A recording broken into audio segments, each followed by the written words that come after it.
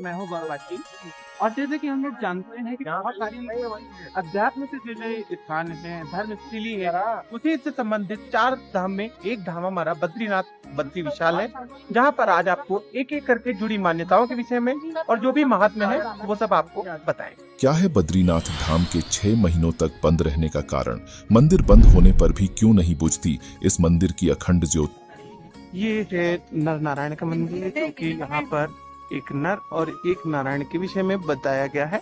वैसे यहाँ पर गणेश जी की एक मूर्ति रखी हुई है और यहाँ पर धर्मपाल जी हैं, जिनको यहाँ से जुड़े लोगों का मान्यता है कि जो 6 महीने का कपाट बंद रहते हैं और वहाँ पर 6 महीने उनके जो रक्षा करते हैं, इस मंदिर की देखरेख के लिए छत्रपाल जी करते हैं। यहाँ पर 6 महीने तक कपाट बंद होने के बाद वो रक्षा करते हैं इस पूरे परिसर इस बद्रीनाथ।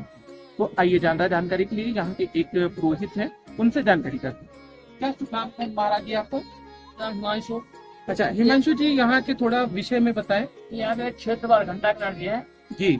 जब मंदिर बना होता है 6 महीना रक्षा करता है क्षेत्रवार घंटा कर। इनका मंदिर कहीं बंद नहीं होता है, अच्छा। चालू रहता है। इनका बड़ा मंदिर पांडुकेश्वर में। अच्छा, यानी कि जो कपाट बंद हो जाते हैं तब ये मंदिर जो है मतलब क्षेत्रपाल जी इस क्षेत्र की पूरी रक्षा करते हैं। हाँ जी। अच्छा, अंदर नाराज जी पूजा करते हैं, रक्षा ये करते हैं। नाराज जी को बड़ा जो होता है वो जलता है अंदर। अच्छा, परमानेंटली जलता रहते हैं। बद्रीनाथ उत्तराखंड में होने वाली 4 धाम यात्रा में एक प्रमुख धाम होने के साथ साथ भारत के चारों कोनों में स्थापित 4 प्रमुख धामों में द्वारिका, बद्रीनाथ, जगन्नाथपुरी और रामेश्वरम में से एक प्रमुख धाम भी है। नर और नारायण पर्वत के बीच में स्थित बद्रीनाथ धाम को धरती का वैकुंठ भी कहा जाता है। श्री हरि विष्णु माता लक्ष्मी के साथ शेषनाग पर रहते हैं, जिसे बैकुंठ धाम कहा जाता है, जहां वही पुण्य आत्मा जाती है जिसने अपने जीवन से मोक्ष की प्राप्ति कर ली होती है। नाथ धाम के निर्माण के बारे में, जिसको लेकर अलग अलग तरह की बातें की जाती है, कुछ जानकारों का कहना है कि बद्रीनाथ धाम की स्थापना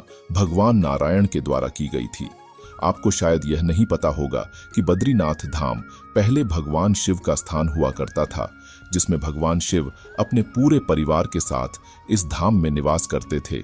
लेकिन एक बार जब भगवान विष्णु ध्यान करने के लिए कोई विशेष स्थान ढूंढ रहे थे, तो उन्हें यह स्थान दिखाई दिया और वे इस स्थान की ओर आकर्षित हो गए।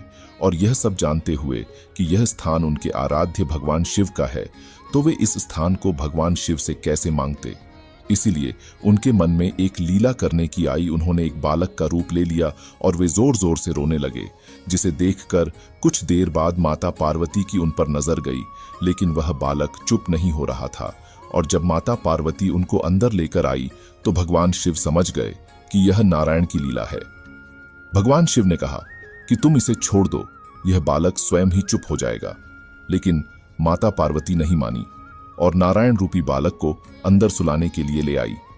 तभी भगवान नारायण के मन में एक और लीला करने की आई और उन्होंने धाम का अंदर से दरवाजा बंद कर लिया। और जैसे ही भगवान शिव अंदर जाने का प्रयास करते हैं तो भगवान नारायण ने कहा कि प्रभु, मुझे यह धाम पसंद आ गया है। आप सभी केदारनाथ में वास करें और मैं इसी धाम में रहकर अपने भक्तों को दर्शन दूंगा। और तभी से भगवान शिव ने भगवान नारायण को वरदान दिया था कि लोग आज से नारायण को बद्रीनाथ के नाम से भी जानेंगे। और तभी से ही भगवान शिव केदारनाथ में चले गए।